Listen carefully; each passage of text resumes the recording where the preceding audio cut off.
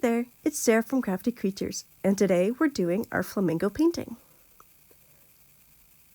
For this painting, we're going to need our canvas, and we're going to lay it portrait, so that means it's taller than it is wide. We're going to need our paint colors. We need quite a few for this one. We're going to need our paintbrushes. We're going to need a pencil and eraser, and we're going to need our palette paper. We're going to lay that shiny side up to hold our paints. We're also going to want something to wash our brushes in, as well as maybe a rag or some paper towel to dry them off. Now let's get started with our drawing steps. For you guys at home, I want you to draw nice and light. I'm going to draw a bit darker, and you're going to see why in a moment. We're going to start with a line just across the middle, maybe a little bit up from the middle.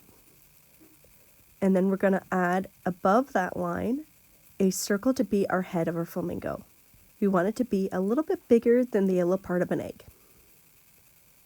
It doesn't have to be perfect as long as it's fairly big because it is the head. Then we're going to draw the beak. Think a broken carrot shape, so a triangle with a nice little bend in it. And then we're going to draw ourselves a guide line, a nice swoopy line. That's going to be the center of our neck. And off that line, below the water line, we're going to draw our body, which is a big leaf shape with a little pointed curve at the end for the tail. Next, we're going to make our neck a bit thicker. We don't want it thicker than the head, and we're going to let it flare out just a little bit as it attaches to the body. Then we're going to erase those inside lines. We're just going to leave the one where the beak connects to the head. And this is why you draw a bit lighter. As you can see, there's a little bit left over even after I erase. This is because I'm drawing a lot darker so that my camera can pick it up for you guys. Then we're going to start drawing our legs. We're going to start with the straight one and then the bent one. We're going to keep those two lines fairly close together, just wide enough to fit our pencil through. Then we're going to draw a nice swoopy fuzzy line. That's going to be our edge of our water, where our water is meeting our sand. That line can be quite fuzzy. It should almost look like a bunch of bushes. Lastly, we're just going to draw in just the two kind of middle of our branches. We're just going to kind of draw them in. We don't need to do much else with them. This is so that we can kind of guess where it is later on to add the leaves. I'm just going to add some little details to our flamingo, like a nice little wing shape. I, again, make that nice curvy leaf shape with that downwards curve, kind of like we did with the body. And then we're going to draw in a little section that we're going to fill in later with black on the beak. We're not going to worry about drawing in the eye because we're going to do that with a special technique later on. Now it's time to paint. So we're going to start with our smaller brush, and we're going to use it to do some color mixing. We don't want to mix with that really big brush because it's going to be really hard. And we definitely don't want to mix with that tiny brush. So we're going to take a couple scoops of white and mix it in with just a little bit of the darker blue. We're going to start with our sky first. So we want a nice light sky blue color. And we're going to go just above the waterline and make a nice thin stripe across from one side to the other. Go nice and slow along the edges of your pencil lines. This is so that you can keep those edges nice and crisp. Now with these mixed colors, make sure you spread that paint nice and smooth so you don't run out. And it also makes it a little bit easier, makes our painting dry a bit better. Now I didn't make quite enough to start, so I'm going to add in some more white. And I'm also going to add in some more blue to make a slightly darker shade of this color. Now I'm going to try to mix it by keeping it in a small circle. I'm not going to let it spread out too far. And I'm going to mix it till it's all one color. And I can test it by putting it next to the first color so that I can see there's enough of a difference before I start painting it down. If it's still too light, don't be afraid to add a little bit more blue. We always want to start adding little bits of a darker color to a lighter color because it makes it a lot easier to kind of adjust it to how we want it. And again, I'm spreading that paint nice and smooth, trying to get out any big globs. And then I'm also going to take a mostly dry brush and just blur those two colors together. See how that creates that nice ombre effect? That's the goal we're going for. Again, I'm going to add some more dark blue until I get an even darker shade. Not too dark, we want a kind of medium blue. Not quite to our dark blue yet. This time I'm going to make it a little bit thicker, so I'm kind of drawing out where I'm going to fill in. And then I'm going to fill in with that brush. Again, smoothing everything out as I go for a nice smooth finish.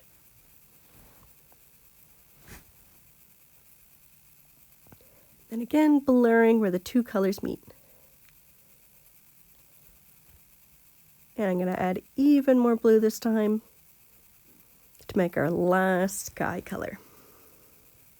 Now I'm just going to use up whatever's on my brush, and then I'm going to switch to the bigger brush.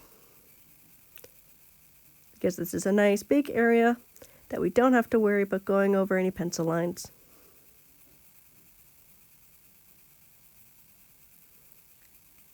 And I'm going to fill in all the white space, and I'm working really hard with this big brush to spread everything around because it does tend to steal our paint a bit more. And I'm going to wash both my paintbrushes really, really well. Always make sure to wash your paintbrushes when you switch colors. We're going to do a similar effect, but this time we're going to start at the bottom, just above our water line there. And we're going to start with some white and a little bit of turquoise.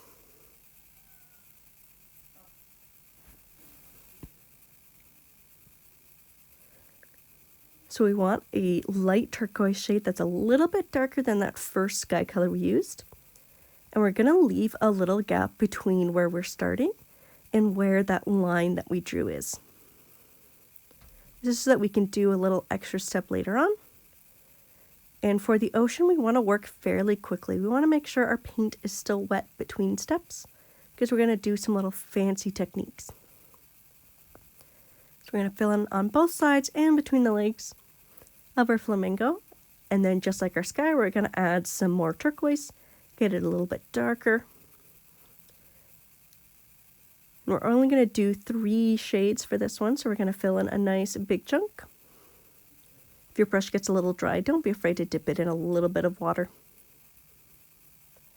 And make sure to get in both sides and go nice and slow along the edge of your flamingo. That way we can keep those colors nice and bright near the end. Just like our sky, we're going to blend the two together, and we're going to actually bring a little bit of this darker turquoise down into the lighter. This is going to help us create a nice ocean effect. And for the last section, we're going to fill it in with just the plain turquoise, so no color mixing. And fill it all the way up to the sky there. Again, just like our other steps, try to keep any big globs away, try to smooth them out.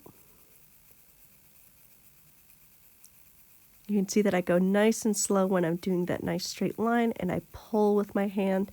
Just gives us a better line.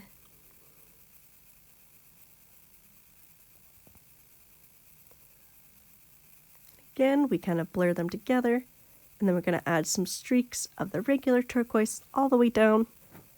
We're starting to get that nice watery effect.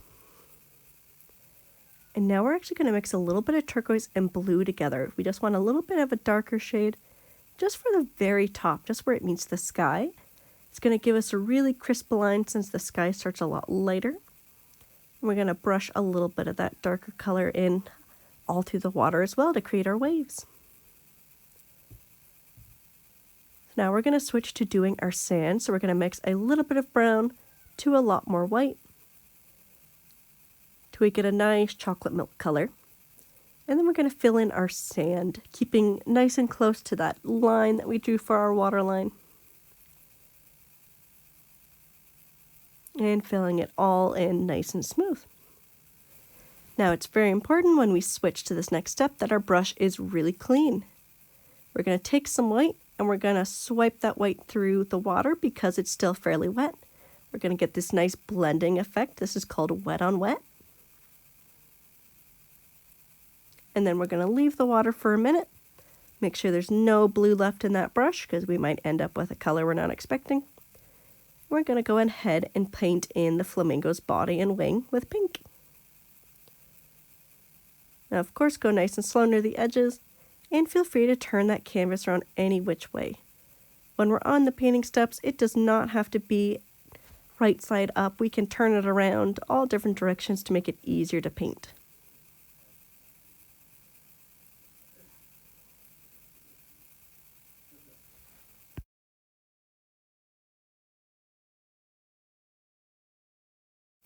So once the body's filled in, we're going to take a little bit of white and just a little bit of pink. We don't need very much of this color. We're going to make a really nice light pale pink, and we're going to fill in the lighter portion of our beak with this color. Then we're going to take another little scoop or two of pink, and we're going to add in a bit of the dark blue. We're going to make a nice purple shade. We can make it a little bit lighter with more pink, a little bit darker with more blue, whichever color kind of floats your fancy. We're going to use this to add some shading. I'm sorry, my lighting isn't picking it up quite as nicely, but we're going to add it to the bottom of the head, the underside of the neck and body, and around our wing and our tail.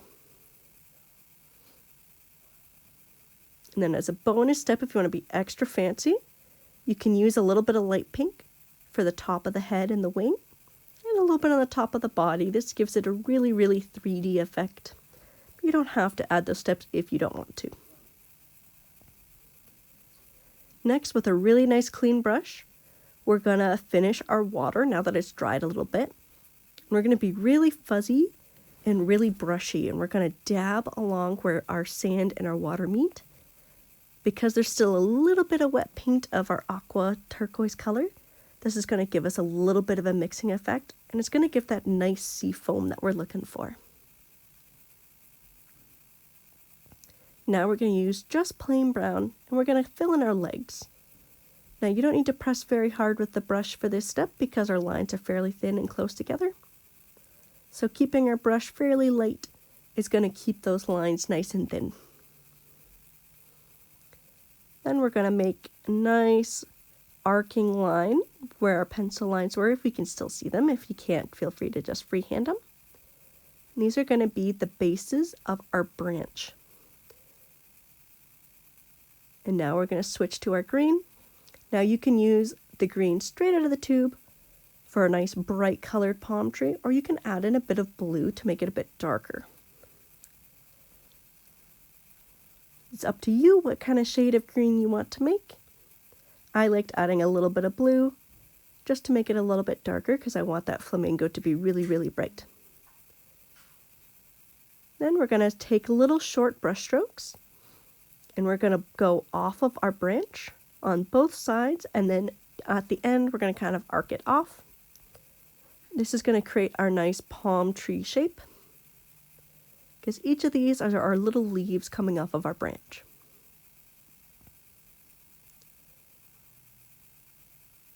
And I'm going to do it all the way down on both sides. Now again, if you want to be a bit fancy, we can add a little bit of another shade of green. In this case, I'm going to use just the pure green. And just on one side of each branch, I'm going to add some little highlight leaves. Just like with our flamingo body, this just gives it a little bit more depth, make it a little bit more 3D. Now for our final couple steps, we're going to use that teeny tiny brush. You have to be very gentle because these brushes are more delicate. And we're going to fill in the tip of our beak.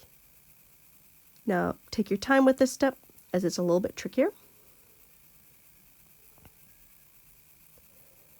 And to make the dot of the eye, we're actually going to use the wrong end of the paintbrush. We're going to dip it in the black, and we're going to dot it on there. We can make it a little bit bigger by drawing a little tiny circle. And that gives us our nice eye. And to be fancy, let's add a little dot of white to it. And that's our finished flamingo painting. Thanks for painting with me today. Bye-bye.